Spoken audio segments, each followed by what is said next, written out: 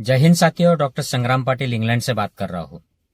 साथियों, आईपीएस संजीव भट्ट जो आईआईटी बॉम्बे से उन्होंने अपना बीटेक किया था 1985 में, एकदम होनहार, इंटेलिजेंट और देशभक्त ऐसा नौजवान जो आईआईटी बॉम्बे के बाद फॉरेन जा सकता था, बड़ी कॉरपोरेट नौकरी में जा सकता था, लेकिन इस नौजवान ने डिसाइड किया कि वो देश की सेवा करेगा। तो उन्होंने यूपीएससी का एक जो ऑप्शन था वो चुना और 1988 को उनको आईपीएस मिल गई। उन्होंने गुजरात कैडर लिया और गुजरात में उनका पोस्टिंग हो गया। 1990 में he was assistant superintendent of police, Jamnagar. ये बड़ा फेमस प्लेस है जामनगर गुजरात का। यहाँ पर उनके होते हुए उनके जो अंडर जेल थी एक, वहाँ पर कस्टडी में एक प्रभुदास वैष्णानी नाम का एक कैदी था और ये कैदी बीमार हो गया। उसका हॉस्पिटल में उसको शिफ्ट कर दिया गया। बाद में वो किडनी फेल्योर से हॉस्पिटल में उसकी मौत हो गई। तो उसके भाई ने एक कंप्लेन की और उस कंप्लेन में कहा कि ये पुलिस में कस्टोडियल डेथ हुआ है और ये पुलिस ने उसको मारा पीटा, इसलिए ये डेथ हुई है। तो ये इसका एफआईआर हो गया, ये केस आगे चली। गुजरात सरकार ने ये केस डिटेल में इसका संज्ञान लिया और डिटेल्स देखे और ये डिसाइड किया कि इसमें कोई भी सच्चाई नहीं थी कि ये कस्टडी में मारने की वजह से ये मर गए हैं।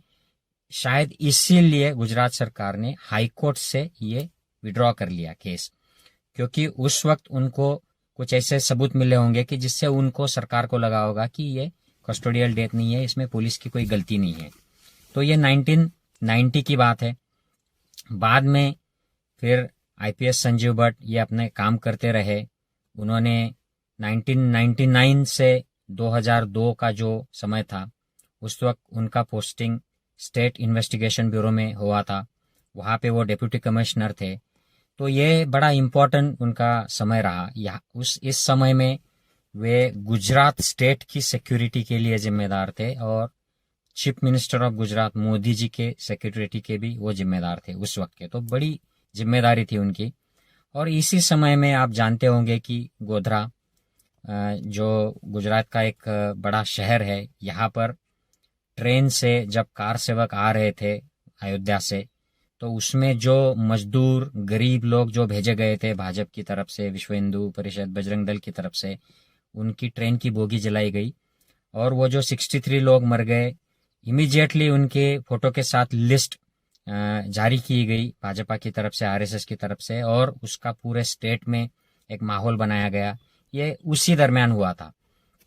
इस दरमियान ऐसी कुछ घटनाएं हुई कि मोदी जी बहुत नाराज हो गए थे संजीव भट्ट पर, और उस वक्त के जो गृह मंत्री थे मोदी के मंत्रिमंडल में, वो हरेन पांड्या, उनके ऊपर भी।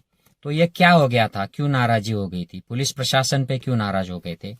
क्योंकि उस वक्त जो 63 लाशें गोधरा में हुई, ये बोगी में आग लगाने की वजह से, उन लाशों को अहमदाबाद लाकर उनका माहौल बनाने का प्लान मोदी जी बना रहे थे और पुलिस प्रशासन इसको अपोज कर रहा था, ये बताते हुए कि इससे सामाजिक तनाव बढ़ेगा, लोगों में अशांति पैदा होगी और हिंदू मुस्लिम दंगे हो सकते हैं। लेकिन मोदी जी ये बात सुनने को तैयार नहीं थे। उनको ये डेड बॉडीज लानी ही थी अहमदाबाद में, और इसके लिए वीएचपी और बजरंग दल और आरएसएस ये सब मिलके ये प्लान बना रहे थे। तो मोदी जी जरा नाराज हो गए थे उस वक्त। दूसरी एक बात हो गई कि उसी वक्त मोदी जी ने अपने सीएम आवास पर एक बैठक बुलाई थी और इस बैठक में कहा जाता है कि उस वक्त के सारे पुलिस जो अधिकारी थे उनको ये आदेश दिया था कि आप हिंदुओं को रोकना नहीं, उनको जो करना है वो करने दीजिए। तो इस बात से हरेन पांड्या जो गृह मंत्री है वो भी नाराज हो गए थे और उस मीटिंग की जो बातें हैं वो बाहर आने लग गई थी। इसमें हरेन पांड्या थे और बाद में भट्ट ने भी आवाज उठाई थी उस मीटिंग में होने का हवाला दिया था, और उसमें क्या क्या हुआ था, मोदी ने कैसे आदेश दिए थे दंगे करने दिए जाए, इसके लिए कैसे अधिकारियों को दबाव बनाया था, इस बात को आगे लाया था। बाद में हम लोग सब जानते हैं कि हरेन पांड्या जो गृह मंत्री है उनकी हत्या हो गई थी और उनकी हत्या में जो सस्पेक्ट लोग थे वो भी मारे गए थे एनकाउंटर में, ये हमको पता है। तो तीसरी जो बात हो गई थी कि उस वक्त इलेक्शन आ रहे थे, और ये गोधरा जो है ये इलेक्शन के पहले हुआ था। अहमदाबाद की जो दंगे है इलेक्शन के पहले हुए थे, सेकंड टर्म आने वाला था मोदी जी का, और उसी के पहले ये सब हो गया था।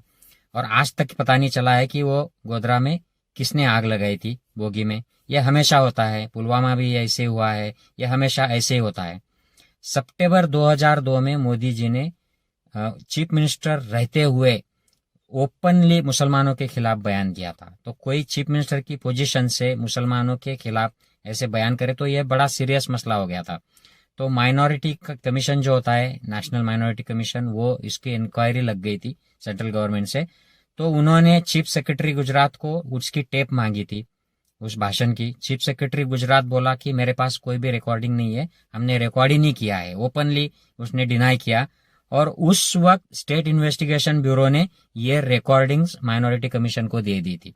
तो ये बहुत बड़ा मसला हो गया था, जिससे मोदी एक्सपोज हो गए थे।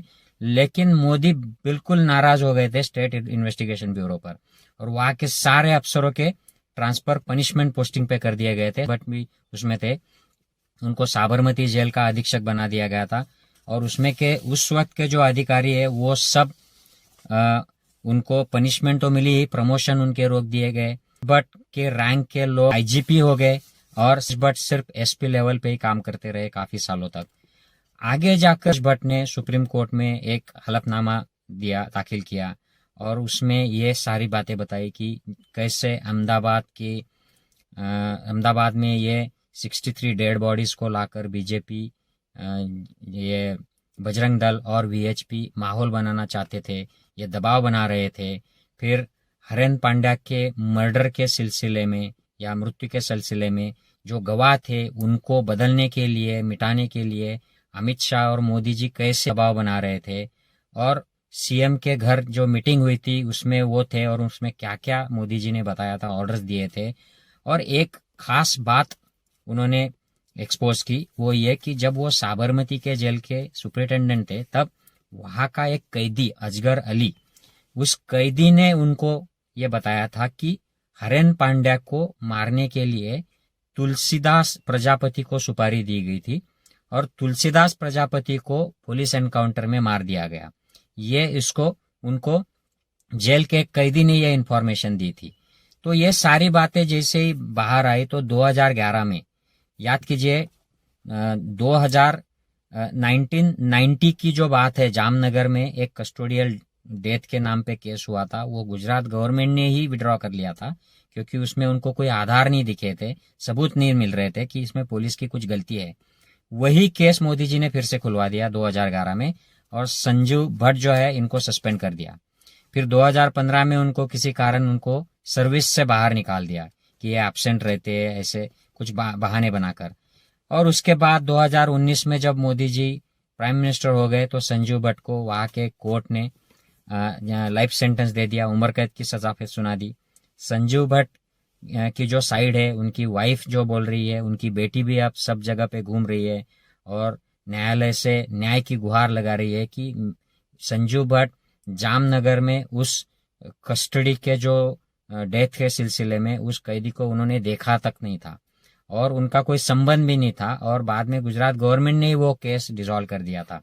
तो ये 21 साल बाद ये केस खोला था, 1990 टू 2011, 21 साल के बाद ये केस जानबूझकर खोला गया था, क्योंकि संजू भट्ट ओपनली उस वक्त मोदी जी के अगेंस्ट काफी सारे मामले लेकर बाहर आ गए थे, ओपनली आगे आ गए थे। तो यह अभी घूम रही है, उनकी वाइफ घूमती है, उनकी बेटी है, वो सच्चाई बताते रहती है, उनके साइड की सच्चाई। तो कोर्ट उनको आगे के कोर्ट में जाने के लिए जो टेक्निकल चीजें होती है उसके लिए कोऑपरेट नहीं करता है, ऐसा उनका कहना है। और उनको जो आगे अपील करना है उसके लिए उनको बेल देना चाहिए कोर्ट ने, वो बेल नहीं मिलती है। उनको जेल में ही रोक के रखना है ताकि वो बाहर आके और कुछ ज्यादा चीजें न बोले और माहौल न बिगाड़ दे, इसलिए उनको जेल में ही बंद करके रखा जाता है। उनको कोई मीडिया नहीं कवर करता है। ये ब्राह्मण है, लेकिन आरएसएस बीजेपी ये ब्राह्मण और सवर्णों की पार्टी होकर भी, ये गुट होकर भी, ये इनके लिए कुछ आवाज नहीं उठाते हैं, उनके लिए कोई भी नहीं बोलता है, क्योंकि ये उनके पॉलिटिकल जो इंटरेस्ट है इनके खिलाफ है, इसलिए ये आवाज नहीं उठाते हैं। तो इस बात से हमको ये जानना चाहिए कि इन पार्टियों को कास्ट से, रिलीजन से या सच्चाई से, न्याय से, इससे कुछ लेना नहीं होता है। इनको सिर्फ अपने पॉलिटिकल इंटरेस्ट से लेना होता है। मैं इसका मतलब ये नहीं कह रहा हूँ कि संजू भट्ट की साइड ही सिर्फ सही है और मोदी जी की साइड गलत है, लेकिन ये जो सारे जो स्टेप्स है, इससे हमें ये पता चलता है कि अभी न्याय नहीं हुआ है पूरी तरह से, क्योंकि उनको अभी बेल मिली नहीं है। उनको अपील करने का जो उनका राइट है, उसके लिए यंत्रणा जो है, न्याय यंत्रणा, वो कोऑपरेट नहीं कर रही है। उनकी आवाज दबाई जा रही है और उनको आगे जाकर सुप्रीम कोर्ट का दरवाजा खटखटाने से रोका जा रहा है। तो अभी भी संजीव भट्ट, आईपीएस संजीव भट्ट की फाइल ओपन है और मैं आशा करता हूं कि ये जल्दी से जल्दी ये सच्चाई सबके सामने आए और न्याय यंत्रणा जो है, कोर्ट जो है, इनको भी अपॉर्चुनिटी दे उनकी साइड रखने के लिए। उनको सुप्रीम कोर्ट तक जाने दिया जाए और दूध का दूध और पानी का पानी इस मामले में भी किया जाए। ये फाइल भी ओपन की जाए, ट्रांसपेरेंटली, ऑनेस्टली ये ओपन की जाए और न्याय किया जाए। जय हिंद साथियों।